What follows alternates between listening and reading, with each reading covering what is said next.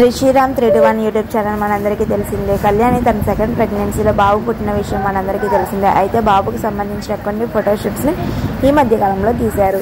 అలాగే 21 డేస్ తర్వాత తీసే ఫోటోషూట్ కన్నా 21 డేస్ లోపే ఫోటోషూట్ చేస్తే చాలా బాగుంటుంది, క్యూట్గా ఉంటుంది అనేసి అనుకొని కళ్యాణి ఫ్యామిలీ ఈ ఫోటోషూట్కి రెడీ అయ్యారు. బాబుకు సంబంధించిన కొన్ని క్యూట్ మూమెంట్స్ని ఈ వీడియోలో చూసేద్దాం రండి.